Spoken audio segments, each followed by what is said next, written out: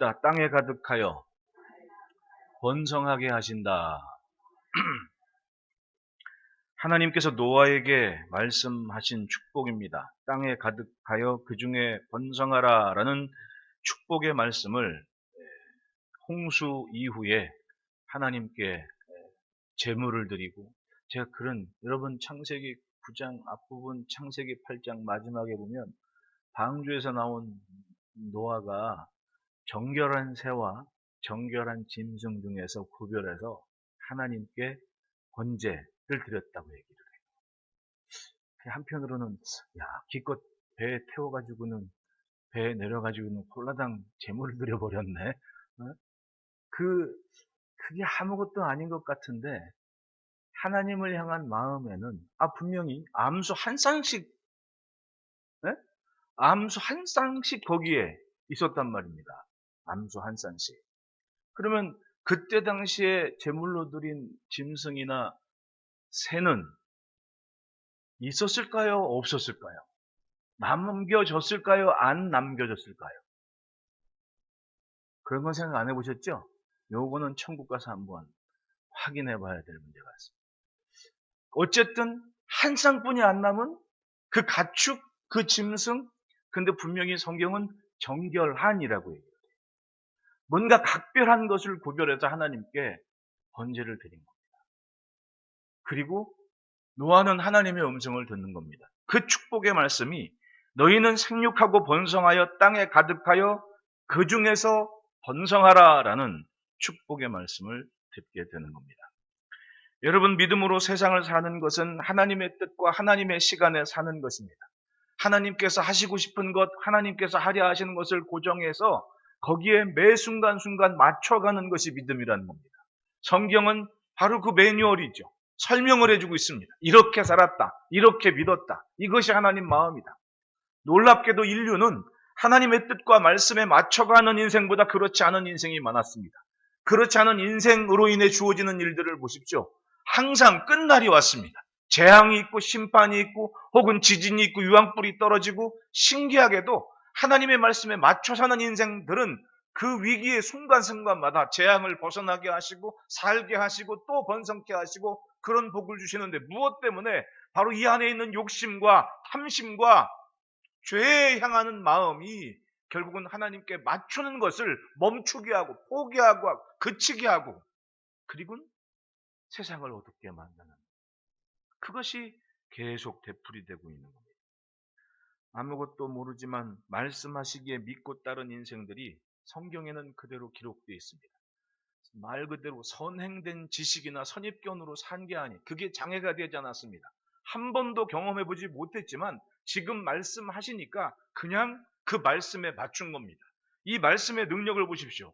예수님을 만난 사람들, 또 사도행전에 기록된 사도 바울 앞에 있는 사도들 앞에 섰던 사람들, 이 사람들은 걸어본 적이 없는 사람인데도 하나님, 주님의 음성이 들었을 때는 걸어라 할 때 자기가 마치 걸어봤던 것처럼 걸었지 않습니까? 이제껏 살아온 삶이 자기를 묶고 있지를 않습니다.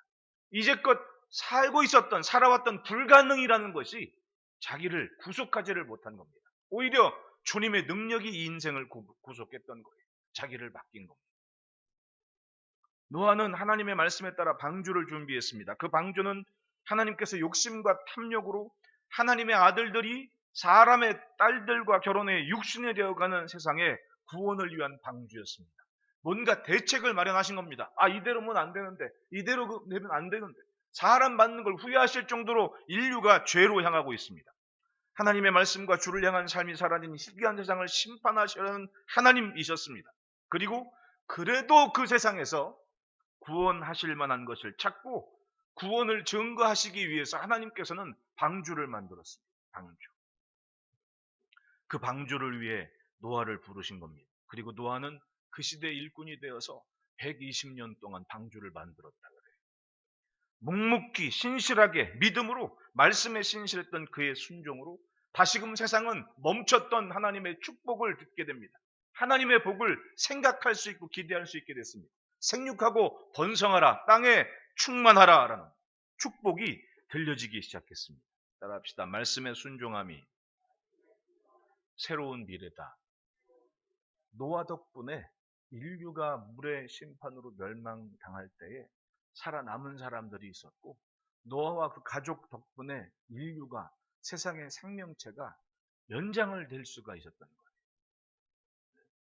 사람들이 터키의 아라랏 산에 방주를 찾았다고 매번 다큐멘터리에 보면 나오더라고요. 자세히 언급되지 않아도 방주의 크기가 얼마나인지 아세요, 여러분? 방주가 만들어질 때 대략 지금 계산해 보면 농구장 20개가 이렇게 연결된 거라고 생각하면 되는데, 제가 농구를 잘 안 봐가지고 하여튼 그 방주는 어마어마합니다. 또 한국 해사연구소인가 거기서 그 방주를 있는 그대로 만들어 놓고 테스트를 했더니 그 방주의 안전성이 파도 높이가 43m가 돼도 안전하대요. 근데 이제까지의 파도 높이의 데이터는 30m를 넘은 파도가 없었대요. 웃기죠? 야, 어쩌면 그렇게 만들어낼 수 있었을까요? 대단한 겁니다, 이거는. 그러니까 하나님의 말씀에 있는 근대로 이게 노아의 생각에서 나온 작품이었겠냐. 매 순간순간 하나님께서 지시하시고 말씀하신, 하나님과 함께 하신 세월이 그걸 세밀하게 만들어냈다는 겁니다. 천지를 창조하신 하나님, 앞으로 무엇인가 하실 하나님께서 그것이 재난이건 복이건 거기에 맞춰 대응할 수 있는 반응을 생각하시면서 노아에게 명령을 하신 겁니다. 어떤 상황에서도 이 방주만큼은 살아남을 수 있는 구원의 상징이 되도록 그걸 만들고 있는데 사람들은 그걸 찾지도 않고 인정하지도 않는 거예요.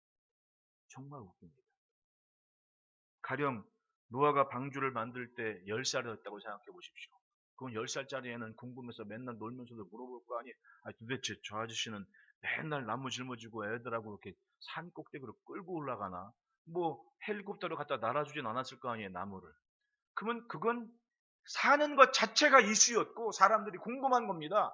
저 사람들이 뭐 하냐고. 하루 이틀이지. 120년 동안 방주를 만들었다 그러는데.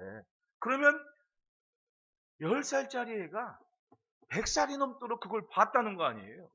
그건 하나님이 주신 기회였습니다. 기회였음에도 불구하고 사람들은 자신의 삶이 얼마나 심각한 상태인지 인정을 하지 않고 사는 거예요. 왜? 오늘 잘 살고 있으니까. 오늘 내 것이라고 얘기했던 것이 내 앞에 있으니까 그냥 그렇게 사는 거예요. 살아온 대로 살려는 인식이 더 강했습니다. 누리고 있던 것들이 항상 있을 것이라는 생각이 더 강했다는 말이에요.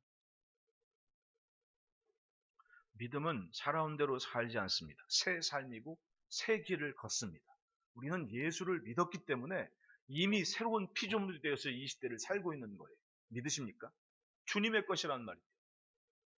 왜 주님은 우리를 여기에 모이게 하셨겠습니까? 변화무쌍한 세상입니다. 갈팡질팡한 세상입니다. 우리 사회는 좌우가 확실하게 좀 앞뒤로 나뉘는 건 이해가 돼요. 네? 앞뒤로 나뉘는 거는 예를 들어 그거죠. 보수적인 성향이 있는 사람은 좀 뒤에 있어. 이 자리. 진보적이다 하는 사람은 조금 저 앞에 가 있는 거예요. 안 그래요? 그게 보수와 진보의 차이예요. 어차피 가는 방향은 같단 말입니다. 조금 일찍 했든 조금 늦게 했든. 남녀공학 이런 거 있잖아요. 지금 남녀공학 무조건 해야 되는데 이제 애들이 너무 없어가지고 제가 며칠 전에 세롬이한테 진지하게 세롬아 너 크면 군대 갈 수 있다 그랬더니 각오하고 있어요. 그러더라고요. 남녀공학 이런 거 어떤 학풍은 이거 절대로 안 된다고 하다가 근데 여기저기 신식교육 하면서 하나도 생기잖아요. 이걸 바로 보수와 진보의 차이라고 얘기하는 거예요. 어차피 가요. 시대의 흐름에 따르면 조금 먼저 했을 뿐이지 어차피 그 방향이란 말. 이걸 보수하고 진보라고 얘기하는 거예요. 근데 우리는 그 문제가 아니에요. 좌우가 나뉜 게 문제지. 좌우가 나뉜 게 문제라는 거예요. 그게 심각한 거예요. 그런 세상에 지금 우리가 살고 있습니다. 앞으로 어떤 일이 어떻게 벌어질지는 모르지만 참 깝깝한 일도 많습니다. 그런데 그런 마음이, 그런 심정이 모두가 다 그런 심정으로 살겠냐? 그건 또 아니란 얘기죠. 세상을 살리는 일꾼으로 삼으시기 위해 하나님은 이런 세상에서도 우리를 골라내셨고 불러내셨습니다. 분명한 것은 그때나 지금이나 하나님은 하나님의 음성을 듣고 하나님의 손길이 되어서 뭔가 움직여줄 그런 인생을 지금도 착각하고 계시고 여전히 기다리고 계시고 그렇게 움직이시는 거예요. 하나님이 짠 하고 나타나셔서 뭔가 하신 것은 하나님의 아들을 예수님을 보내셔서 사람에게는 전혀 나올 수 없는 그 의로움, 그 죄사함의 한 역사, 그 희생제물을 위해서 하나님께서 직접 오신 것 말고는 무슨 일이든 하나님께서 하실 일 때 깨어있는 심령, 들는 심령, 그 사람을 통해서 그 일을 감당해 내신 겁니다. 성경에 그런 얘기들이 나오지 않습니까? 바로 이 사람들을 통해서 점점 하나님께서 원하시는 인류가 번성하고 창대한 역사를 이루어 간 겁니다. 바른 말씀과 뜨거운 성령의 역사가 살아계신 하나님의 손길이 되어서 세상을 향해 외치며 살도록 주님은 우리를 부르신 겁니다. 들은 사람은, 믿은 사람은 분명히 기준을 갖지 않습니까? 이거다라는 기준이 있다는 얘기예요. 방주를 만들어야 되면 방주를 만들고, 만들어 놓은 방주에 들어가야 하면 들어가고, 그 깝깝한 생각하기에 따라 땅에 살던 가축과 짐승이 한 쌍씩 다 들어갔는데 거길 같이 들어갔다고 한번 생각해 보십시오. 그게 여러분 솔직히 좋았을까요? 안 좋았을까요? 저는 너무 현실적인지는 모르겠어요. 동물의 왕국을 보면 나는 뭐 어떤 사람 뭐 세렝게티 초원에 어쩌 얘기하는데 나는 저 수만의 저 짐승들이 가서 똥을 싸놓으면 그럼 도대체 거기 냄새는 어떻게 되는 거냐 이 상황이. 나는 화장실이 궁금해. 화장실이. 심각한 거 아니에요 그거. 여러분 애들 데리고 수련회 가보십시오. 화장실이 안 중요한지. 네? 옛날에 전도사 때 화장실 갔다가 산골짜기에 들어갔다가 3일 동안 화장실 안 간 애들가 있었어. 화장실 안 간 애가. 그거 신경 안 쓸 수가 없잖아. 그런 상황이란 말이야. 그러면은 짐승과 가축이 그 배에 다 들어가 가지고 내 생각에 노아는 일과가 방주 안에서의 일과는 맨날 아침부터 저녁까지 똥치는 일이었을 것 같아. 안 그러면 그 방주 주저앉을 거 아니에요. 무게가 얼마나 식량도 있었다고 하지만은 그걸 안에서 어떻게 하진 않았을 거 아니에요. 이게 상황이 딱 봤을 때 그냥 아름답고 신령하고 거룩하고 경건하고 이런 상황이 아니라니까요. 제가 그러잖아요. 늘 가장 인간다운 모습이 가장 영적인 모습이라고. 가장 인간다운 환경 속에서 살아남는 그 모습이 가장 신령하고 영적인 모습이어야 된다고. 왜? 교회 안에서는 다 경건하고 다 거룩하고 다 영적일 수 있습니다. 왜? 신령한 말씀 앞에 있는데. 근데 심각한 위험과 위기 앞에서 하나님을 믿는 믿음을 가지고 땀 흘려 일하는 그 일터에서 과연 나는 그 영성과 정결함과 거룩함을 가지고 내 앞에 있는 사람들과 함께 맞설 수가 있느냐는 거예요. 그게 가장 신령한 모습 아니겠습니까?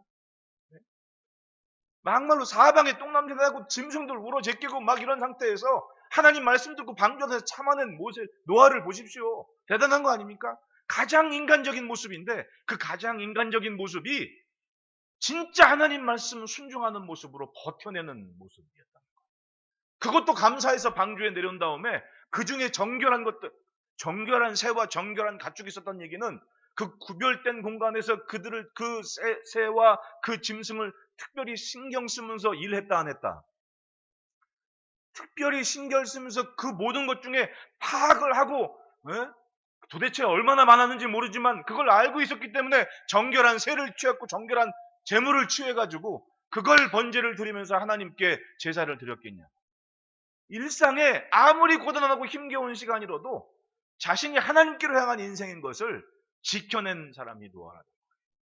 뭐 영화처럼 막 아름답고 존귀하고 이런 거는 사치야. 따지고 보면 그 안에서는 가장 심각한 상황에서 가장 영적인 모습으로 그 방주 안의 사명을 노아가 감당했다는 겁니다. 여러분, 우리는 예수님 때문에 성령님 때문에 수십 년을 함께하며 오늘에 이르렀습니다. 41주년이 지났습니다. 이 안에 담긴 삶의 모습이 41년 동안 살아온 얘기들이 있습니다. 그래서 은연듯 교회에서 이런저런 얘기를 하면 그때가 생각이 나고 그때가 그리워지는 거예요. 네? 먼저 가신 선배님들은 나는 한창 뜨겁게 일할 때 그때 나를 이 성전 안에서 생각한단 말입니다. 네? 내가 40대 권사 직분을 받았는데 그때 정말 뜨거웠었다는. 지금도 40대 같아 마음은. 응? 그런데 돌이켜 후배들 오는 거 보면 내가 40대가 아닌 거야 지금은. 그러면서 한편으로는 살아온 삶이 감사하고 한편으로는 지금 하나님을 향하는 시간이 때로는 섭섭한 거 있고 때로는 아쉬움도 있지만은 분명한 것은 여전히 교회는 그리고 주님은 주님께서 원하시는 그 일을, 이 교회를 통해 원하시는 그 일을 여전히 하고 계시다는 거예요. 그러니까 감사하면서 기도를 하고 자리를 지키며 묵묵히 바라보면서 그렇게 하루하루 하나님을 향하는 삶을 지켜가는 겁니다. 내가 바로 이 성전 안에서 내 삶의 관계에서 하나님이 잡고 쓰시고 있는 그런 손길이라는 거예요. 마주보고 축복합시다. 당신이 하나님 손길입니다. 삶은 사명입니다. 시대의 방주를 준비할 사명이 우리에게 있습니다. 그리고 이 방주 안에 오는 세대에 이루어질 일들을 준비하는 사람들이 바로 지금 우리의 모습입니다. 여러분, 모르드게와 하만과의 관계를 보십시오. 새벽에 다룬 말씀 아닙니까? 모르드게와 하만, 이 사람들 진짜 어쩜 그래요? 모르드게와 하만이 그때 뭐 주전 한 439년 이때 그냥 잠깐 벌어진 일인데 거슬러 올라가 보니까 저 옛날 자기들 조상들이 약 주전 1340 내지 1430 뭐 그쪽 저쪽 신장로님 표현대로 이짝 저짝 그때 벌어진 일인데 그때 그 아말렉이 1000년이 넘은 후에 와서 그 후손들이 지금 만나가지고는 사내중내하고 있는 거예요. 그게 역사입니다. 그러면 그것 따지면 하나님은 아말렉을 향해 하고 싶은 그 일을 몇 년 기다리신 거예요? 1000년을 기다려서, 약 1000년을 기다려서 모르드게로 하여금 그 일을 하게 하셨다니 놀랍지 않습니까? 기가 막히는 거예요. 소름 돋아요. 야, 이게 우리가 사는 세상이구나. 이게 우리가 알고 있는 세상이구나. 사람이 중심이 아니었어요. 결국은 하나님의 계획 속에 이루어지는 일들이었습니다. 노아를 보십시오. 하나님의 명령, 그 말씀을 들었을 때 황당하고 비상식적인 일이었습니다. 얼마나 당황스럽겠습니까? 비에 대한 그런 경험도 없습니다. 이때 당시에 성경 창세기 1장을 보면 하나님께서 궁창을 나눴다고 해요. 그리고 물 위에, 그러니까 궁창 위에 물이 있고 궁창 아래 물이 있다고 해요. 궁창 아래에 있는 물을 땅의 물이라고 해서 한 곳에 모이게 해서 그걸 바다라고 했다고 그래요. 창세기 1장에. 그쵸? 내 성경하고 좀 다르신가? 왜 말들이 없어요? 반응이 없는 거야. 이게 창세기 처음 1장에 지금 얘기를 하고 있는데 반응이 없으면 내가 당황을 하지 않습니까? 지금 창세기 1장에 있는 얘기를 하는 거예요. 창세기 1장에 궁창을 두시고 궁창 위의 물과 궁창 아래의 물이 있다. 한국 카이스트의 노희천 교수가 그걸 연구한 자료를 보면 궁창 위의 물이 하나의 물층이 형성되어 있어서 그때 당시의 성경처럼 사람들의 평균 나이가 900세 이상이 가능했대요. 왜냐? 그 물층이 태양으로부터 온 고주파니 뭐니 이런 그 광선들을 확실하게 차단을 해준대. 그래가지고 노화가 그렇게 빨리 진행이 되지를 않는 상태가 된다. 이건 과학자 얘기니까 내 얘기가 아니에요. 과학자 얘기를 내가 지금 인용해서 말씀드립니다. 그랬던 세상이었다는 얘기입니다. 근데 그게 홍수가 났을 때 그래서 인디언 구역이나 뭐 고대 뭐 벽화들 나오는 거 보면 하늘 위에, 그러니까 땅 위에 이렇게 파도처럼 만들어 놓은 그림들이 간혹 나와요. 특히 인디언 전래 설화에서도 그런 게 많이 나와요. 우리 동네, 우리들도 자라면서 어른들이 그거 비가 막 오는 거 보고 뭐라 그래? 하늘에 구멍이 났나라는 얘기 한단 말이에요. 하늘에 구멍이. 그걸 그 어른이 했게 아니면 그 어른의 어른이 했게. 그 어른도 누군가한테 들은 얘기야, 누군가에게. 이렇게 앉아있는데 어른 한 분이 아이고 하늘이 구멍 났나벼 라는 얘기를 들었어. 그러니까 이분이 나이가 어른 돼가지고 또 이게 그때 비가 막 오니까 아이고 하늘이 구멍이 났나벼 이렇게 된단 말이죠. 그냥 그때 당시의 세상은 하나님께서 만든 이 홍수 이전에는 하늘 위에 물층이 있었다. 성경대로. 굉장히 놀라운 일을 합니다. 그 물층이 있는 그 상태에서 비는 한 번도 오지 않고 땅 위에 지면에 안개만 올라오는, 그러니까 따지고 보면 바람이니 뭐니 이런 그런 개념 자체가 없는, 그러니까 참 모호한 상태지. 우리는 그런 경험을 해보지를 못했어. 근데 문제는 뭐냐면 노아 역시 지금 우리가 알고 있는 비니, 눈이니, 바람이니 이걸 모르는 상태였단 말이죠. 근데 하나님께서 노아야, 엄청난 비가 올 거다. 그러니까 방주를 만들자. 창세기 6장 13절 14절에 하나님이 노아에게 이르시되 모든 혈육 있는 자의 포악함이 땅에 가득하므로 혈육 있는 자의 포악함이 땅에 가득하므로 사람들이 지금 악해졌다. 화가 많은 사람들이 됐다. 그 끝날이 내 앞에 이르렀으니 내가 그들을 땅과 함께 멸하리라. 너는 고페르나무로 너를 위하여 방주를 만들 때 그 안에 칸들을 막고 역청을 그 안팎에 칠하라. 홍수에 대한 개념도 없고 배에 대한 개념도 없는 거예요. 우리는 어려서 종이배도 만들 수 있는 굉장히 똑똑한 사람들입니다. 그런데 그런 경험조차도 없는 노아가 하나님께서 방주를 만들라는 말을 이해를 했는지 안 했는지 모르지만 그 말씀을 그대로 순종하고 있는 겁니다. 아무 경험도 없는 상태에서 경고를 받았을 때 그걸 순종하고 지금 가고 있습니다. 그것도 산 꼭대기에서. 하나님께서 산 꼭대기에서 하게 하신 것은 아마도 노아를 위한 배려가 아니었나, 또 인류를 위한 배려 아니었냐 한편으로. 왜냐하면 땅 아래 그 노아가 살던 데서 방주를 만들었으면 물이 차오를 때까지 사람들이 자기들보다 높은 데 있는 사람들이 노아의 방주가 있는 곳을 궁금해서 막 오든지 구경하든지 하여튼 좀 관계가 좀 복잡해질 거 아니에요. 어쩌면 한편으로 보면 이건 하나님께서 주신 배려였을 수도 있는 겁니다. 왜냐하면 그 산꼭대기까지 일부러 오는 사람은 없겠지. 물이 차오르기 전까지는. 그 상황을 생각하면 이건 하나님이 주신 배려였고 인류에게는 기회였던 겁니다. 대략 120년간을 바다도 아닌 강도 아닌 산 꼭대기에서 방주를 만들고 있습니다. 방주를 만들고 있는데 그거는 어떻게 엔진이 있는 것도 아니고 노가 있는 것도 아니고 무슨 동력이 있는 것도 아니고 그냥 네모난 박스 하나 떠 있는 것 같은 나무 상자 같은 것을 만들었습니다. 그러니 사람들이 조롱을 할 밖에요. 도대체 뭘 만들고 있는지 경험조차 없습니다. 이 같은 상황일지라도 하나님의 또렷한 음성에 노아는 순종을 합니다. 창세기 6장 22절 말씀에 노아가 그와 같이 하나님이 자기에게 명하신 대로 다 준행하였더라. 내가 알고 있는 선입견, 알던 모르던 선행지식이 있건 없건 하나님께서 말씀하실 때는 그것에 맞춰 다 준행하였더라. 이걸 믿음이라고 하는 겁니다. 그래서 노아는 하나님의 음성을 들은 거예요. 번성하고 창대해라. 그런 의미에서 창대하고 번성하는 삶의 시작은 첫째 따라합시다. 믿음으로 순종한다. 7절 말씀에 너희는 생육하고 번성하며 땅에 가득하여 그 중에서 번성하라. 땅에 가득하여 그 중에서 번성하라. 이건 하나님의 명령이었습니다. 복을 주시는데 하나님의 명령이었습니다. 땅에 가득하여 그 중에서 번성하라. 이것이 하나님께서 하시려는 일에 담긴 복이었던 거예요. 여러분, 어떤 말씀이건 하나님의 말씀이 우리의 반응, 순종이라는 반응을 원할 때 그걸 복으로 받으시기를 축복합니다. 그건 하나님께서 하시려는 일은 나로 잘되게 하는 좋은 것 주시기를 원하시는 아버지의 사랑이라는 겁니다. 히브리서 11장 7절 말씀에는 믿음으로 노아는 아직 보이지 않는 일에 경고하심 받아 경외함으로 방주를 준비하여 그 집을 구원하였으니 이로 말미암아 세상을 정죄하고 믿음을 따르는 의의 상속자가 되었느니라라고 말씀합니다. 알지 못하고 보지 못하는 것을 경고받았을 때 믿음으로 순종했다. 앞으로 하나님께서 이런 일을 하겠다라는 말씀을 들었을 때 그걸 믿고 따랐다는 얘기예요. 놀랍게도 믿음을 가진 인생들은 하나님께서 뭔가를 하려 하실 때 그걸 믿었습니다. 믿고 따른 거예요.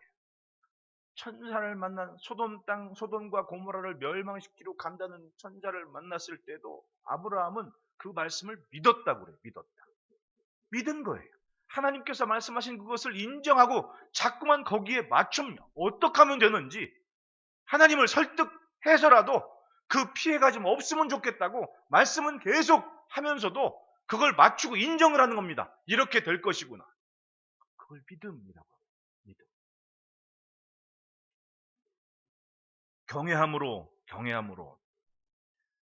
경외함이란 두렵거나 겁을 먹는 것이 아니라 거룩한 존경의 확신입니다. 알건 모르건 경험을 해보았건 해보지 못했건 말씀 들은 것에 따라서 두려운 마음으로 쫓아가고 따르고 순종하는 것을 경외함이라고 얘기해요. 그런 의미에서 따라합시다. 말씀은 가슴으로 듣는다. 욥기 38편 36절 가슴속의 지혜는 누가 준 것이냐? 가슴속의 지혜는 누가 준 것이냐? 세 번역에는 이 부분을 누가 가슴에 지혜를 주고 마음에 총명을 주었더냐라고 얘기해요. 지혜가 가슴에 담긴다는 겁니다. 지혜는 여기서 나오는 게 아니었어요. 지혜는 가슴에 담긴다고 해요. 노아가 방주를 지을 당시의 상황은 온도도 일정하고 기압차도 없고 바람도 없고 비도 없는 때에 하나님은 처음 듣는 얘기를 하십니다. 그렇지만 그 이야기를 말씀을 듣는 순간 이해를 했든 안 했든 믿었습니다. 그건 이 가슴이 하나님께서 말씀하시는 것을 쫓아가야 한다는, 인정해야 된다는 그런 결단 아닙니다. 꾸준히 열심히 인내하면서 그 말씀에 맞춰 살아갑니다. 7장 1절에는 여호와께서 노아에게 이르시되 너와 내 온 집은 방주로 들어가라. 이 세대에서 내가 내 앞에서 내 의로움을 내가 보았습니다. 그렇게 순종하며 살아난 세월을 하나님께서 보았다고 얘기를 해요. 보았다. 내가 봤다. 너희는 방주로 들어가라. 말씀을 품고 사는 인생의 모습은 하나님께서 인정하시는 삶입니다. 가슴 뜨거운 열정으로 하나님 말씀을 따라가는 사람 삶을 하나님께서 지켜보신다는 얘기예요. 여러분, 매일매일 하나님이 보신 것을 믿으십니까? 내가 나를 기억 못해도 하나님은 나를 기억하셔요. 할렐루야. 그러니까 매 순간이 우리에게는 하나님께 가까이 가는 기회입니다. 노아는 그 말씀을 붙잡고 120년간 방주를 만들었습니다. 그 역사 후에 그걸 지켜보신 후에 하나님은 다음 일을 진행하십니다. 말씀드렸듯이 그렇게 120년 동안 다 준행하였더라라는 노아의 모습 이외의 인류는 눈에 뻔히 보이는 모습을 보고도 누구 하나 그 방주에 들어오지를 못합니다. 왜? 그건 하나님이 하시는 일이었거든요.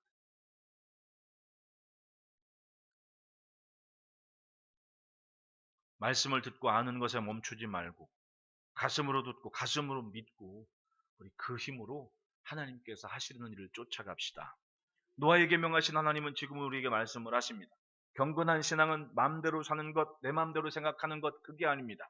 언제나 하나님 앞에 처음 드린 간절함으로, 처음 하나님을 배웠을 때 같은 그런 경외함으로 하나님 앞에 있어야 됩니다. 그러므로 성전 올라 주의 말씀을 듣는 시간을 하나님께 드리는 시간으로 여기시기를 축복합니다. 주일에도 말씀드렸지만 이 예배는 저 먼 훗날에 하나님 앞에 가서 드려지는 그 예배의 모습이 지금 오늘 여기의 모습에 시작된 것이라고 말씀을 드렸습니다. 얼마나 신나고 좋습니까? 내가 하나님 앞에 있을 수가 있다는 것. 이건 세상과 확실히 구별된 시간의 모습이 지금 우리의 모습이라는 얘기입니다. 그러므로 시간 주님을 향하는 모습을 하나님은 보시고 또한 아시고 받으실 줄 믿습니다.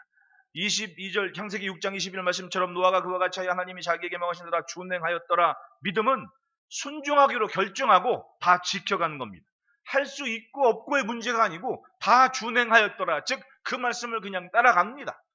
뭘 하고 살았던 분인지는 모르지만 노아는 나무를 하라면 나무를 하고 못을 만들어 못질을 하라고 하면 노아 때 쇠못이 있었을까요? 없었을까요?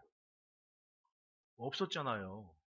철기는 이 출애굽 때가 청동기인데 노아 때 무슨 쇠못이 어디 있어요?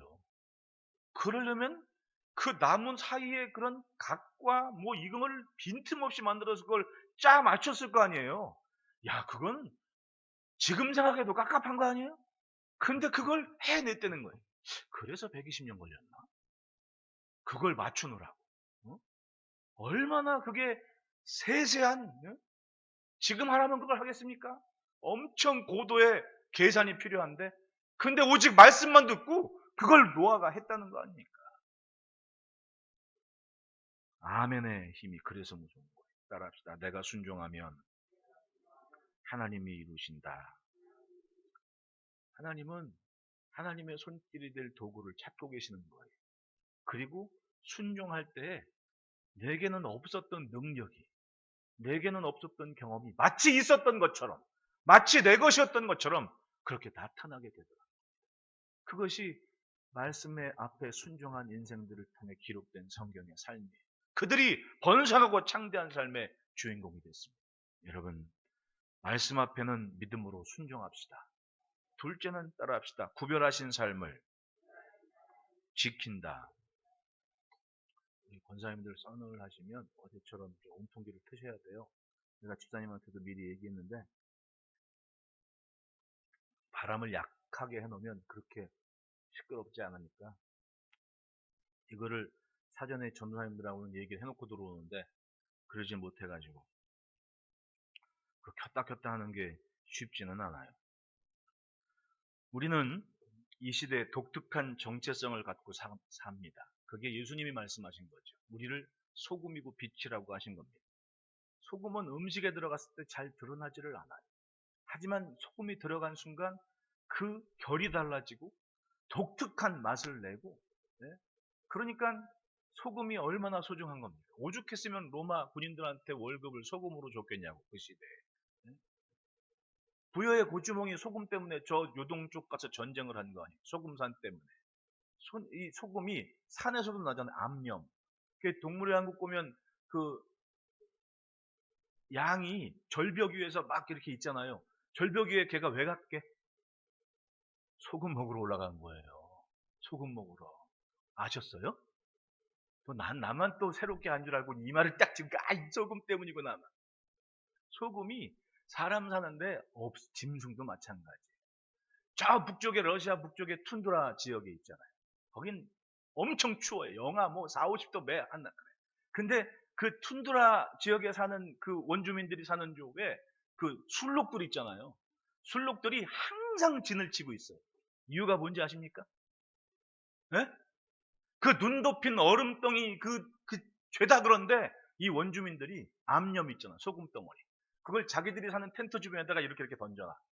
그러면 그 술록들이 그 얼음 속에서 무슨 소금이 있어요? 술록들이 꾀가 생겨가지고 이렇게 돌아다니다가 그 소금이 놓여있는 원주민들 있는데 모여가지고 수천 마리가 와가지고 앉아가지고 소금 먹고 그 옆에 자고 이러고 있는, 그래서 그 원주민들 주변에 술록들이 많아가지고 사냥하기가 쉽다 그러잖아요. 야, 참 하나님은 진짜 오묘하세요. 어떻게 하든 사람은 살게 만든답니다. 참 신기해요. 우리도 지금 대단한 겁니다. 대단한 거예요. 지금 이 코로나가 또 하나가 미국에 돌아다니고 얘기하지만 일단은 대단하신 분들이에요. 왜? 살아냈거든요. 이 상황. 지금 만약에 코로나 경험하지 못했던 사람들이 교류를 해보십시오. 엄청난 일이 터지고 나요. 왜? 그러니까 옛날에 우리나라 의사 선생님 한 분이 지금 당장 통일되면 북한은 난리가 난다고. 왜냐하면 우리는 때에 맞게 어려서부터 백신 접종이니 다 맞고, 감기도 걸릴 거 다 걸려보고 했는데 북한은 원체 폐쇄적이어가지고 그런 바이러스를 경험해보지 못한 게 많기 때문에 어설프면 감기 걸려 다 죽을 수 있다는 얘기를 했거든요. 이게 심각한 얘기가 아닌 줄 알았는데 이 3년 팬데믹 지나 보니까 심각하구나. 그렇게 보면 지금 살아내는 인류는 과거에 비해 엄청난 그런 하나님의 창조의 혜택을 받고 지금 살아내고 있는 거예요. 생존을 해냈다니까요. 여러분, 세계사의 원주민들이 좀 바라보는 시선들이, 학자들이 달라져요. 우리가 호모 사피엔스잖아요. 인류가. 사피엔스잖아요. 근데 그 사피엔스와 함께 동시대를 어설프게 살았던 그런 종이 호모 에렉투스 이런 거잖아요. 근데 이게 사라지고 이게 생긴 게 아니라 같이 살다가 이 사피엔스 종이 얘네들을 다 정리를 해버린 거라고 얘기를 해요. 그게 유발 하라리 책에 나온 얘기거든요. 가만히 보면 그 얘기를, 그 이론을 다 수긍하는 분위기야, 지금. 하나님은 이 사피엔스를 굉장히 독특한 종으로 만들어 놓으신 거예요. 그리고 가장 비리비리할 건데 이 사피엔스들이 자기들끼리 말을 기가 막히게 잘해. 네? 자기들끼리 말을 기가 막히게 잘해가지고 사인과 신호를 오가면서 덩어리로 뭉칠 줄 알아요. 이 사피엔스들이. 그래가지고 여기저기 뚝뚝뚝뚝 떨어진 종들을 전부 다 멸조를 시키던 자기 것을 삼던 꾀를 쓰는 거지. 그게 인간이에요. 그게 인간. 언제 때부터? 이때부터. 창세기 때부터 이미 인간은 그런 흐름을 갖고 살아왔다는 겁니다. 하나님은 노아에게 말씀하십니다. 아무리 캄캄한 시대라 할지라도 하나님께서 찾을 만한, 지켜보실 만한 존재감이 노아에게는 있었습니다. 그래서 다 준행한 그 노아의 모습 보고 너희는 방주에 들어가라. 아니, 처음부터 노아를 지목해서 노아는 여호와께 뭘 입었더라? 은혜를 입었더라라고 해요. 성경은. 은혜를 입었더라. 하나님께서 은혜를 주실 만한 이유가 뭔가 노아에게는 있었고, 그래서 노아를 붙잡고 하나님은 그 일을 하시는 거예요. 여러분, 하루하루 산다고 너무 바쁘게 살지 말고 5분이라도, 아니 1분이라도 하나님께서 내게 은혜를 주실 만한 모습으로 기도를 하고 찬송을 하고 주님께로 낯을 향하시기를 축복합니다. 그 은혜가 결국은 상상할 수 없는 신기한 일을 이루어가는 그런 통로가 되는 거예요. 창세기 6장 5절부터 8절의 시대의 분위기는 그랬습니다. 여호와께서 사람의 죄악의 가득함과 그의 마음으로 생각하는 모든 계획이 항상 악할 뿐인 것이고 땅에 사람 짓에서 한탄하사 마음에 근심하시고 이르시되 내가 창조한 사람을 내가 지면에서 쓸어버리되 사람부터 가축과 기는 것과 공중의 새까지 그리하리니 이는 내가 그것들을 지었음을 한탄함이니라 하시니라. 그러나 노아는 여호와께 은혜를 입었다. 따라합시다. 내 모습을 주께서 아신다. 당시에 노아가 살았을 때 사람들은 성경 표현대로 사람의 아들도 있었고 하나님의 아들들도 있었습니다. 그런데 하나님의 아들들이 사람의 딸들을 쫓아갔다 그래요.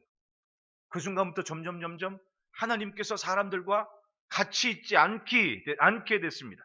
사람과 함께 하지 않게 하시겠다고 선언하셨습니다. 왜? 도저히 하나님께서 뭔가 하시기에는 너무 차이가 나는 문화 자체가 가까이 할 수가 없는 겁니다. 여러분, 하나님은 하나님의 이름에 합당한 영광을 받으시는 거예요. 믿으십니까? 하나님의 이름. 다윗은 하나님의 이름 때문에 인생이 달라진 거 아니에요. 하나님의 이름을 대하는, 믿는, 신뢰하고 확신하는 그 믿음 때문에 다윗은 목동에서 왕이 되지 않았습니까? 하나님은 그 이름을 그렇게 소중하게 지키신답니다. 시대의 아들들이 그것을 잃어버린 겁니다. 베드로전서 3장 20절 말씀에 그들은 전에 노아의 날 방주를 준비할 동안 하나님이 오래 참고 기다리실 때에 복종하지 아니하던 자들이라. 방주를 준비할 동안에 하나님이 오래 참고 기다리실 동안에 하나님의 말씀에 복종하지 않은 사람들, 그게 바로 노아가 살던 때의 사람들의 모습이었습니다. 구원을 얻은 사람은 단 8명 뿐이라. 사람들은 노아의 모습에 또 노아의 이야기에 노아의 삶의 스토리에 전혀 관심을 갖지 않았습니다. 살 수 있는 길은 딱 그거 하나인데 거기에 관심을 두지 않았습니다. 그것이 그 시대 사람들의 모습이에요. 여러분, 교회가 없어서 예수를 못 믿는 게 아니에요. 말씀이 안 들려서 하나님을 모르는 게 아니에요. 요즘같이 말씀의 홍수시대가 어디 있습니까? 요즘 말씀은 아주 시시때때로 아주 그냥 곳곳마다 막 다 나와. 어지간하면. 그리고 이 팬데믹 3년 동안에 대한민국 교회가 얼마나 시스템이 발전을 했습니까? 어지간한 교회들은 다 방송국 하나 갖고 있는 거와 똑같아. 옛날에는 방송하려면 KBS, MBC만 한 줄 알았어. 근데 지금은 교회들도 다 할 수 있는, 야, 진짜 그 때가 참해라는 말이 이해가 되더라니까요. 옛날에 예수님이 오셨을 때는 때가 참해, 즉 로마가 세계를 통일하고 언어를 통일하고 로마의 문명권 안에 뭔가 확실한 게 보장이 된 때에 예수님이 딱 오셨는데 지금은 이제는 어떻게 돼요? 마치 그때인 것처럼 이 유튜브라는 매체가 또 인터넷이라는 매체가 그냥 앉은 자리에서 내가 평소에 무엇을 사모하는지를 선택을 할 수 있는 시간이 있단 말이에요.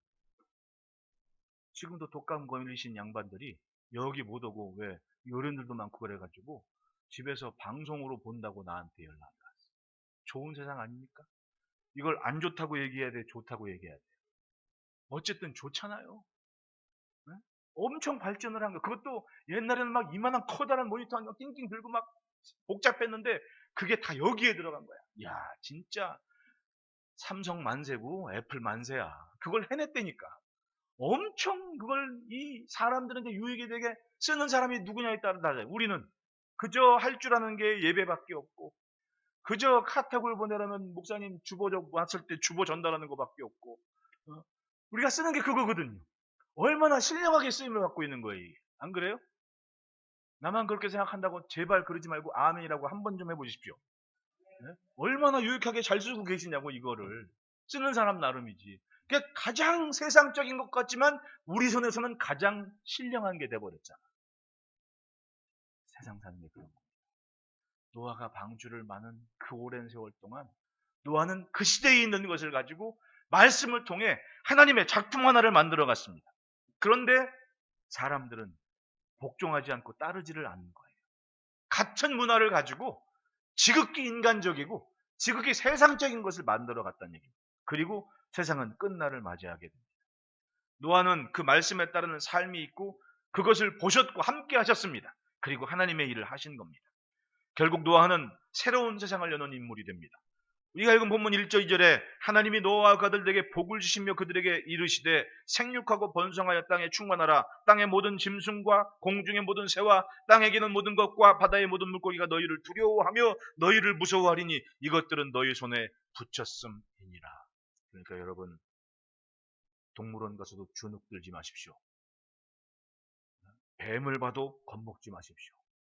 사람 보면 도망가게 돼 있는 거예요. 여러분 그거 못 느꼈어요? 뱀을 딱 만났을 때 뱀이 도망가야 한가요? 만화를 하다 보니까 뱀이 딱 봐서 나를 쫓아오는 것 같지, 뱀이 나를 딱 만난 순간 나를 만나기 전에 뱀은 이미 지면의 진동을 느껴서 도망을 가는 중이었던 거예요. 도망을 가는 중인데 하필이면 내가 그걸 모르고 있으니까 딱 갔는데 뱀이 도망가는 한 길목에 딱 서 있게 된 거지. 그때 뱀이 할 수 있는 유일한 대응이 뭐겠어요? 자기는 도망가는 중이었는데 떡하니 사람이 나타났어. 뱀이 뭘 해야 됩니까? 그때 뱀은 머리를 들게 되어 있는 거예요. 몰랐죠? 그때 뱀이 머리를 드는 거예요. 처음부터 뱀이 나를 잡아먹으려고 머리를 꼬추 세우고 돌아온 게 아니라 도망가던 중에 하필이면 날 만나서 에이 이래도 죽고 저래도 죽고 그러고는 자기를 지키려고 고개를 드는 거예요. 네? 동물의 왕국을 가만히 보십시오. 사람은 모든 짐승들에게 두려운 존재가 돼요. 내가 여기 길냥이들과 그래도 끈끈한 정이 있지 않습니까? 이놈들이 한글을 뗐는지 궁금하다니까 그날 월요일 새벽에 나 예배당 왔는데 갑자기 반짝반짝하고 깜짝 놀랐습니다. 아니 이놈들이 한글 학당을 갔다 왔나, 어떻게 그 소식을 듣고 여길 찾아왔는지. 왜냐면 없었거든요. 그 전주에도. 딱 목회일기 쓴 다음날 월요일 새벽에 걔네들이 와 있으니까 나는 깜짝 놀랐죠. 신령한 모양인지. 어? 그래가지고 있어가지고 야 이걸 쫓아야 돼 말아야 돼 그리고 그냥 돌아왔는데 와 깜짝 놀랐습니다. 근데 걔들은 나만 보면 도망을 갈 수밖에 없어요. 내가 딱 나타나면 계단 이쪽을 가든 뭐 봉고차 밑으로 들어가든, 이 구석에 어떤 놈이 저리를, 아니 그냥 있으면 모를 텐데 딱 내 발자국 소리만 나면 이 구석에 있던 놈이 저쪽으로 뛰어가더라고. 아 그냥 있어도 되잖아. 어차피 난 몰랐는데. 근데 그냥 소리만 듣고 벌떡 일어나 뛰어가는 거야. 아 이거지요. 네? 천하의 모든 새와 땅에 기는 모든 것과 모든 물고기가 너희를 무서워하리니 이것들은 너희 손에 붙였. 즉 사람이 모든 걸 다스리게끔 하나님께서 만드신 겁니다. 그리고 지들도 양심이 있는 줄 없는 줄 모르지만 지들 조상이 누구 때문에 살았는데? 노아 때문에 살았는데. 안 그래요? 네? 내가 너무 좀 비약을 했는지 모르지만 짐승과 가축은 어차피 사람을 두려워할 수밖에 없는 거예요. 왜? 사람이 먹여 살린 세월이 있거든. 그 방주 안에. 재밌죠? 창세기 8장 20절로 22절에 노아가 여호와께 제단을 쌓고 모든 정결한 짐승과 모든 정결한 새 중에서 제물을 취하여 번제로 제단에 드렸더니 여호와께서 그 향기를 받으시고 그 중심에 이르시되 내가 다시는 사람으로 말미암아 땅을 저주하지 아니하니 이는 사람의 마음에 기획하는 바가 어려서부터 악함이라. 자 그러면 여기에 방주에 살아있는 사람들도 뭐예요? 그 사람들 무리에 살았던 사람들입니다. 근데 차이는 뭐예요? 하나님의 말씀이 들렸을 때 그 속에 살았던 삶의 방향, 습성, 특성, 그 모든 것을 확실하게 제쳐버리고 하나님의 말씀대로 반응하는 자신의 새로운 길을 선택했다는 겁니다. 이게 바로 믿음 아닙니까? 사람이 생각하는 바가 항상 악한데 그 중에서 노아는 그 악한 것에서 방향을 돌려서 하나님께서 원하시는 것에 자꾸만 자기를 맞추는 그 삶을 살아냈기 때문에 방주에 있었던 거예요. 22절에 땅이 있을 동안에는 심음과 거둠과 추위와 더위와 여름과 겨울과 낮과 밤이 쉬지 아니하리라. 이제 하늘 위에 있던 궁창 위에 있던 물이 다 쏟아져 내려가지고 이제는 달과 별과 세상의 모든 운영이 뭔가는 좀 달라지게 되어 있는 상황이 된 겁니다. 말씀에 순종하며 방주를 만드는 것은 선포적인 삶이었습니다. 그는 방주를 만들며 홍수가 오는 이유에 대해서 또 심판에 대해서 외쳤습니다. 예, 사도 베드로의 말씀에 따르면 노아는 외쳤습니다. 사람들에게 곧 멸망, 심판이 있다라는 것을 외쳤습니다. 그런데 듣고도 반응을 하지 않습니다. 예수님도 말씀을 하십니다. 마태복음 24장 38절 39절에 홍수 전에 노아가 방주에 들어간 날까지 사람들이 먹고 마시고 장가들고 시집가고 있으면서 홍수가 나서 그들을 다 멸하기까지 깨닫지 못하였으니 인자의 임함도 그와 같으리라. 이와 같으리라. 즉 일상생활이 너무 바빠가지고 120년 동안 기회가 있는데도 그 기회를 붙잡지를 못하는 거예요. 하나님의 말씀, 이 노아의 설교를 듣지를 못했습니다. 그리고 주님의 말씀을 받아들이지 못합니다. 예수님 얘기를 그렇게 외쳐대도 그게 안 되는 거예요. 우리 권사님들 커피 있으면 시간 한잔 하고 가세요. 신권사님. 커피 있으면 시간 한잔 하고 가시라고 맨날 여기서 그랬잖아. 그것도 권사님들이 들어가지고 배꼽을 잡고 깔깔깔 이 마당 안에 아주 웃음이 떠나가질 않았었거든요. 근데 10년을 그렇게 해도 그 커피 먹고 이 예배당 문턱을 넘어오는 게 쉽지가 않더라. 안 그래요? 이건 세상에 사람들이 갈수록 이룰 수 있는 것, 해낼 수 있는 것들이 많아서 그래. 그러니까 이 생각의 방향이 하나님을 의지하려는 그런 인식들이 갈수록 줄어드는 거예요. 공간이 쪼그라들어. 파스칼의 표현대로면 이 마음 한구석에 신지식으로 채울 공간이 있는데 이게 갈수록 이제는 쪼그라들어. 그게 문제인 거예요. 그러니까 갈수록 문은 좁고 길은 협착한 것이라고 예수님은 말씀하셨던 겁니다. 예수님이 오셨을 때도 그랬습니다. 아직도 영접하지 않는 사람들이 많았습니다. 그때와 지금의 차이는 한 가지입니다. 당시에는 물의 심판이었고 남은 것은 불의 심판이라고 말씀을 하죠. 여러분, 내 삶에 구별된 것이 있도록 삽시다. 구별됨이 있도록. 그러면 매 순간순간 먼저 하나님을 생각하는 이 구별이라는 게 뭐예요? 예, 마치 노아가 똑같은 방주 안에 있지만 뭔가 정결한 새와 가축과 짐승을 만들어서 그걸 번제로 드렸던 것처럼 내 삶에 뭔가 하나님을 위한 구별된 의식 혹은 시간, 생활 중에 그런 것들은 내가 간직하고 있어야 됩니다. 왜? 그것이 나 자신을 지키는 하나의 경계가 되기 때문에 그런 거야. 삶은 하나님을 향하는 시간이 있어야 돼요. 그게 구별인 거예요. 자, 보십시오. 여기 함께 예배하는 거. 이미 우리는 구별됐습니다. 어디에? 저 세상으로부터 공간적으로 구분이 된 거예요. 그 바쁜 일상, 요즘은 대한민국이 세계에서 제일 바쁘잖아요. 아침 일찍 시작해서 밤 늦게까지 그냥 계속 할 일이 많은, 스스로 자기가 해내야만 되고 가만히 있으면 뭔가 안 되는 것 같고, 네? 그 바쁜 시간 중에 예배하는 시간만큼은 딱 구별을 한 겁니다. 시간적으로 요건 하나님 만나는 시간, 딱 이게 구별인 거예요. 그리고 일상의 만남이건 대화건 뭐건 언어, 생각, 방향, 이 모든 것에서 먼저 하나님께로부터 멀어지지 않는 것들을 자꾸 만들어 놓고 이걸 딱 지켜가는, 그게 구별. 이 구별된 삶을 가졌을 때 하나님의 은혜가 있고, 그리고 하나님께서 뭔가 하시려 할 때 바로 그 인생을 돌아 사용하신다는 거예요. 할렐루야. 얼마 전에도 말씀드린 그 떡볶이집 사장님 내외를 한번 보십시오. 아니, 오죽했으면 사업 망해가지고 남편은 국내에 있지도 못하고 필리핀으로 도망갔어요. 야반도주란 양반입니다. 부인 남겨놓고. 그럼 남편이나 부인은 얼마나 속 상하겠어. 말도 못하지. 그리고는 여러분, 지금 청평이야 주변에 카페도 많고 거기 완전히 시골 아니에요. 내가 거기 있는 친구한테 지금도 그래요. 시골에서 왔다고. 시골 사람이라고 맨날 구박이 아니라 놀리는데, 예? 지금 내가 봐도 시골인데 이렇게 살기 좋은. 근데 그 양반이 거기 들어갈 때는 25년인지 30년인지 거기 뭐가 있어요? 완전히 진흙탕 구석에.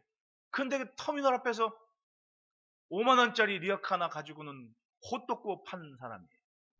과연 그때 그분이 내일을 생각했겠습니까? 호떡 몇 장 팔아서 하루 사는 게 전부인 거예요. 그 하루 살아서 쌀 한 봉지 사가지고 먹고, 그야말로 사르밧 과부 같은 마음 심정 아니오겠어요? 이거 먹고 쌀 떨어지면 죽는 거구나. 지금은 쌀 잘 안 소비 안 한다 그러지만 예전에는 집집마다 어지간하게 좀 그런 집들은 집에 그거 쌀독 떨어지면 난리가 나는 분위기 아니었어요. 쌀도 무슨 10kg 20kg 그런 것도 아니야. 요만한 봉지에다 한 봉지씩 사다 먹었거든. 그거 떨어지면 야, 내일 뭐 먹지? 이랬을 거 아니냐고. 그리고 호떡 판 거예요. 그런데 그랬던 양반이 지금 자기 그 떡볶이 파는 수입의 일부가 선교사님 후원한다고 선교되고 있는 거예요. 자기 사업. 이 상상이나 될 일이었습니까? 가만히 보니 삶을 구별한다는 것이 있는, 내가 지금 호떡을 뒤집고 있던 아니면 뭐 사업체가 돌아가건 지금 내 입장에서 할 수 있는 이 구별됨이 있으면, 여러분 5달란트 받았던 자가 10달란트 받고 2달란트 받았던 자가 4달란트 받고, 네, 그런 거 아니에요. 그런데 1달란트 받았던 사람은 그냥 땅속에 묻어뒀다 그러지 않습니까? 이게 상황의 차이인 거예요. 내가 호떡을 한 장을 뒤집어도 나는 하나님을 위해 뜻을 정했고 이 구별됨을 지켜가야 될 마음, 그리고 삶을 가졌을 때 하나님은 그 호떡 뒤집던 양반을 불과 20년 30년 만에 호떡 뒤집을 땐 생각할 수 없었던 그 일을 그냥 떡하니 기왕이면 이걸로 하자, 그리고 거기서 이루신 거 아니에요. 아니 청평의 떡볶이가 맛있으면 얼마나 맛있겠어. 난 아직도 먹어보지도 않았거든요. 떡볶이는 신당동이지. 안 그래요? 내 기억에 떡볶이는 신당동이에요. 허구한 날 전도사 때는 송구영신 예배 기도받고는 그냥 그 새벽에, 제가 한창 때, 지금 물론 한창이지만 전도사 때 송구영신 예배 때 딱 가잖아요. 지금 송구영신 예배 딱 끝나고 애들 딱 기도 다 받고 와서 청소도 하고 봉사도 열심히 했으니까 그 애들 데리고 우르르 나가가지고 신당동 가가지고 떡볶이를 맛있게 먹어가지고 애들 집에 데려다주고 나 집에 올 땐 동트더라고. 이렇게 난 일주를 그렇게 일주를 맞았어요. 해마다 떡볶이는 신당동이야. 근데 신당동에 있는 기업 떡볶이 사장들이 뭐 며느리도 몰라요. 그래도 하나님께서 좋아하실 만한 일, 난 뉴스에 난 적이 없어.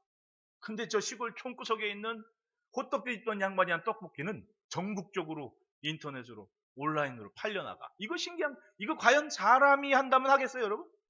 내 생각은 이해가 안 되는 거예요. 이해가 안 돼. 근데 구별된 생각, 구별된 삶, 그것이 그 호떡 뒤집을 때부터 시작된 그 모습을 지켜보셨다가 하나님은 아예 큰 사업체 하나를 맡기더라고요. 남편은 필리핀으로 도망갔는데, 네? 지금은 같이 사이좋게 잘해요. 봉사 열심히 하고. 근데 도망갈 수밖에 없었어. 사정을 들어보니. 옛날에 많이 그랬잖아요. 구별됨이라는 것은 바로 그겁니다. 준비가 되어 있는 거예요. 하나님께서 뭔가 붙잡으실 만한 준비가 되어 있어서, 그래서 그때 때가 됐을 때, 하나님의 시간이 됐을 때 뭔가를 감당하는, 이루어내는 번성하고 창대한 삶으로 나가는 통로가 됩니다. 마지막으로 셋째 따라합시다. 믿음의 상속자로 산다. 우리 히브리서 11장 7절에 있는 노아의 모습을 한번 봅시다. 시작. 믿음으로 노아는 아직 보이지 않는 일에 경고하심을 받아 경외함으로 방지를 준비하여 그 집을 구원하였으니 이로 말미암아 세상을 정죄하고 믿음을 따르는 의의 상속자가 되었느니라. 믿음을 따르는 의의 상속자가 되었다. 무섭게 타락한 시대에 노아의 선자리는 바로 믿음의 자리였습니다. 그 힘이 어디에 있었습니까? 바로 노아와 그 가족들, 아내와 그리고 세 아들들, 이 8명이 세상 끝날에 남아있던 인류였던 거예요. 그 인류가 그 땅에서 번성하라는 그런 축복을 받게 됩니다. 이 가정의 내력을 한번 보십시오. 여러분, 가정사가 참 독특한 집안이었습니다. 창세기 5장 21절 20절 말씀에 에녹은 65세에 무두셀라를 낳았고 무두셀라를 낳은 후 300년을 하나님과 동행하며 자녀들을 낳았으며 그는 365세를 살았더라. 에녹이 하나님과 동행하더니 하나님이 그를 데려가심으로 세상에 있지 아니하였더라. 에녹은 하나님을 만난 후에 뜻을 정했습니다. 65세에 무두셀라를 낳은 다음에 무슨 날에 뭐 어떤 계기가 있었겠죠. 이건 뭐 랍비들은 이런 거 갖고 답을 찾아야 되기 때문에 그 미드라시나 뭐 이런 데 보면 그런 얘기들이 많이 나와요. 근데 성경은 그런 얘기를 굳이 뭐 강조하지 않아도 충분히 믿을 만한 이유가 많기 때문에 설명은 안 해놨습니다. 어쨌든 이때 무슨 계기가 됐던지 에녹은 무두셀라를 낳은 다음 300년을 하나님과 동행하면서 자녀를 낳았다고 얘기를 해요. 평범한 삶이 아니었습니다. 이 사람은 하나님을 붙잡고 살았습니다. 그리고 어찌나 하나님과 친했는지, 아니 얼마나 하나님께 잘 맞췄는지 하나님께서 에녹을 그냥 데리고 올라가셨다고 해요. 할렐루야. 그 다음은 더 재밌습니다. 무드셀라와 라멕과 노아로 이어지는 모습 보십시오. 창세기 5장 28절부터 31절에 라멕은 182세의 아들을 낳았고 이름을 노아라고 하여 이르되 여호와께서 땅을 저주하심으로 수고롭게 일하는 우리를 이 아들이 아니하리라 하였더라. 즉 노아의 이름이, 노아를 낳을 때 아버지 라멕이 뭔가 심각한 시대적인 상황을 봤을 거 아니에요. 그러니까 그냥 누구를 낳고 이렇게 넘어가지 않고 설명을 해주잖아요. 여호와께서 땅을 저주하심으로 수고롭게 일하는 중이었던 거야. 누가? 이 라멕이. 뭔가 힘겹고, 야 이거 저주받은 세상 같고 뭐 괴롭고 힘겨운 일이 계속됐던 얘기지. 그런데 그때 그렇게 힘겨운 중에 누구를 낳았냐면 노아를 낳은 거예요. 우리를 이 아들이 안위하리라. 노아를 통해서. 그러니까 이 아버지도 라멕도 182세의 아들을 낳았다고 보니까 참 믿음으로 사는 게 쉽지 않아요. 그죠? 아브라함만 100세에 이삭을 낳은 게 아니야. 조상것을 올라가 보더니 더 심각하게 182세의 아들을 낳았다. 그리고 삶의 환경은 어땠다? 여호와께서 땅을 저주하심으로 수고롭게 일하는 상태였던 거야. 근데 노아가 낳은 거야. 30절에 라멕은 노아를 낳은 595년을 지내며 자녀를 낳았고 그는 770세를 살고 죽었다. 성경에 숫자 나올 때 복잡하다고 그냥 패스하지 말고 이렇게 옆에다 이렇게 메모를 해놓다가 이렇게 생각을 많이 하잖아요. 그러면 정말 재밌어요. 이게 숫자를 딱 정해가지고 제가 얘기하잖아요. 계산상 볼 때 아브라함이 노아를 만났을까요? 안 만났을까요? 숙제 한번 드릴게요. 내가 한번 설교도 했어요. 언제 한번 들었던 분은 상상이 가실 거야. 아브라함이 이동했던 위치를 보면 나는 아브라함이 노아를 만났다. 그렇게 막 이렇게 하다가 했는데 누군가의 책에 내가 그 사실을 히브리인들이 있는 성경의 여호수아에서 보면 야살의 책에 기록되었다라고 얘기했잖아요. 그 야살의 책에 그 얘기가 나오더라고. 내가 상상하는 그 얘기가 이 나이상으로 볼 때 아브라함은 왜냐하면 이 노아가 이렇게 살았다는 이 얘기는 아브라함이 그냥 어설프게 하나님에 대해서 이렇게 신뢰야만 하는 관계가 아닌데 라는 생각을 충분히 할 수 있는데 야살의 책에 그 얘기가 나오는 거예요. 아브라함이 노아를 만난 얘기. 그러니까 얘기가 이제 쉽게 풀어져. 이 숫자를 딱 풀다가 갑자기 쉽게 풀어지는 겁니다. 아 이거구나. 그러니까 아브라함이 하나님께서 딱 나타나실 때 아브라함아 너 내가 내게 지시할 땅으로 그때 아브라함이 어떻게 하나님을 알았냐고 어떻게 하나님을 인지하고 있었냐고 어떻게 하나님의 음성인 줄 인정을 했겠냐고 숨겨진 얘기지만 정말 가슴이 따뜻해지는 걸 느꼈어요.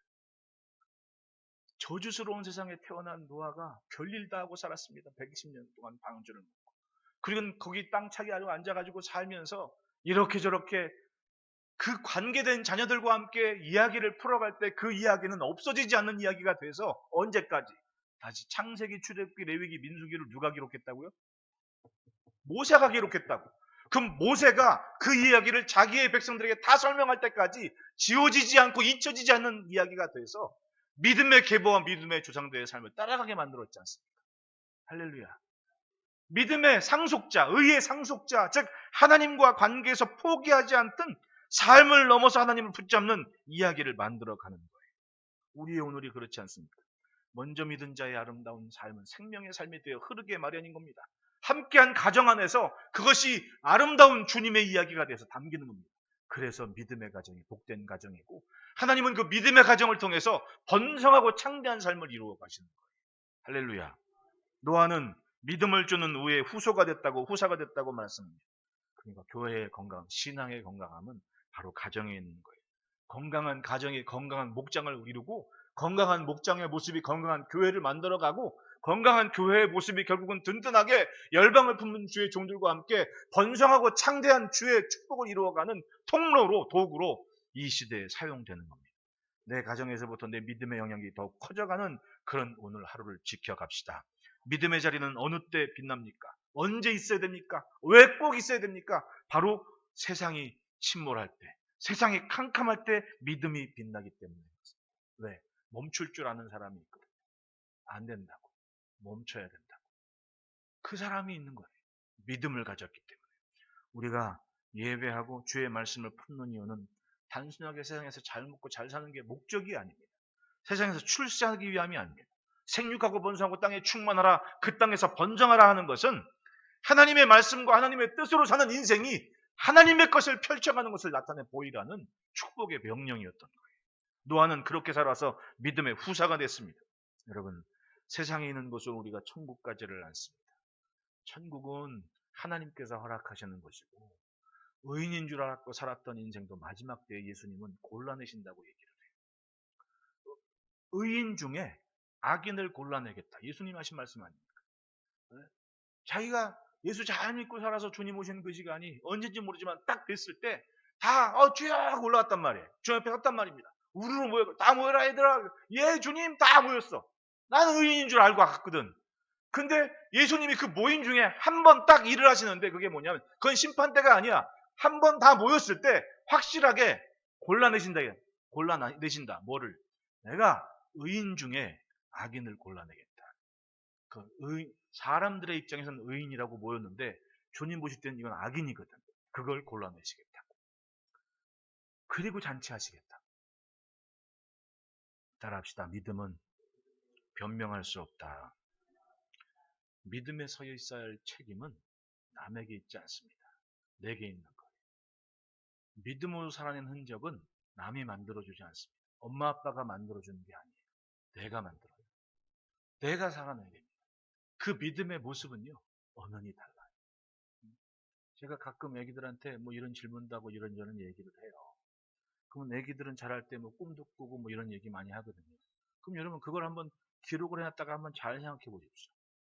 자라는 성장, 믿음이 자라는 거 보면 어떤 사람은 어른이 애들 같은 사람이 있고, 어떤 아이는 이렇게 얘기하는 걸 이렇게 딱 이렇게 기록해 놨다가 딱 보면 이 애는 어지간한 어른만큼은 믿고 있는 것 같은 그런 게 있거든요.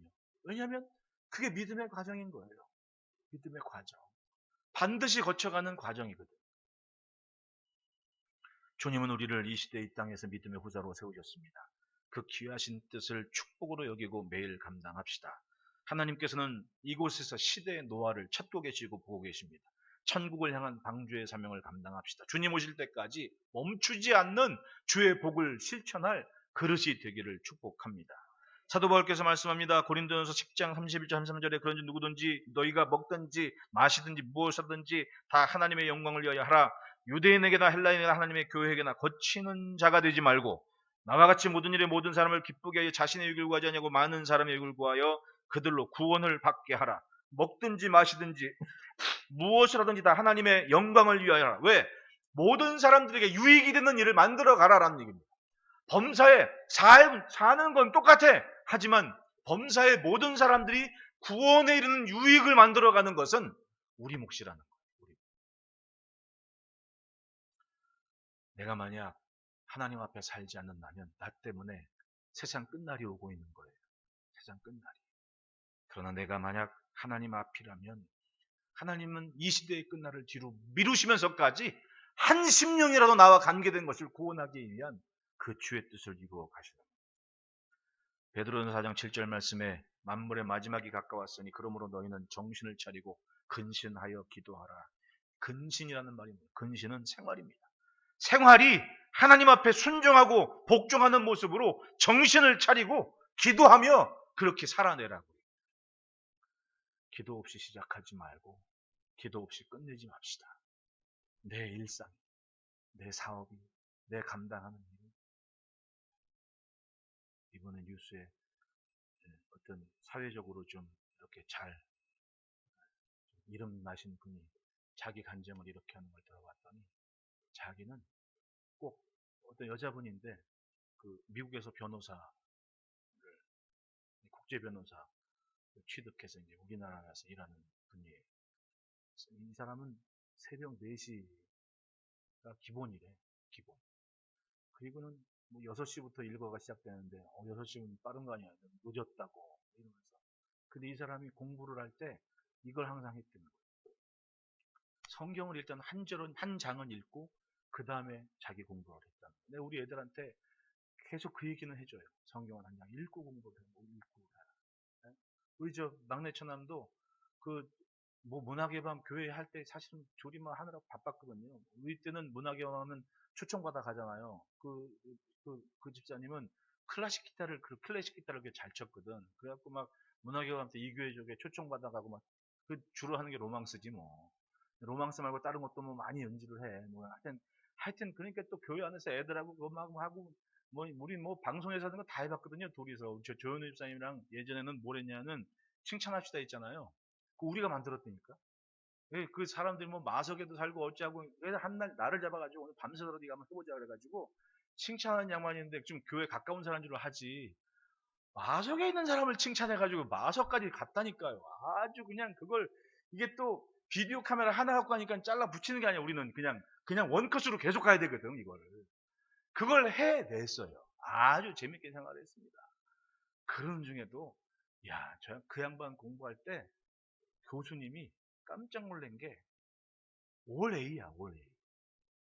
그러니까 학교에 소문이 다 나버렸다고. 근데 이 친구 공부할 때 시험 기간에도 저랑 같이 생각이 안, 구공탄인가 마동탁인가 하여튼 뭐 만화책도 같이 보고 막 그랬거든요. 그런데 이 공부를 언제 했는지 모르지만 근데 자기가 나중에 나한테 그 얘기를 얘기하는 거예요. 그 변호사가 얘기랑 똑같아요. 자기는 공부할 때 성경은 한 장 읽고 한다고. 성경은 한 장 읽고 한다고. 내가 보면 줄이 달라지는 것 같아. 이 생각과 방향의 줄이 성경 때문에 달라지는 것 같아요. 여러분 자녀들을 보십시오. 내가 믿은 만큼 믿어야 될 거 아닙니까? 그러지 않으면 속상해요. 기업이 무너지는 것 같은 아픔이 있지 않습니까? 노아를 보십시오. 가족들과 함께 구원을 받아 방주 안에서 그 셈과 함과 야벳이 나름대로의 하나님의 복을 받아서 그 땅에 번성하라는 복을 받고 인류를 새롭게 일구어 갔어요. 하나님의 역사였던 거예요. 나 좋은 데에 사는 것이 아닙니다. 하나님 앞에서 드려지는 보여지는 이 교회 밖에서의 생활에서 하나님께서 은혜를 주시고 뭔가 번성하고 창대하실 만한 것을 담을 수 있는 이유는 우리들 개개인의 믿음과 삶에 달린 겁니다.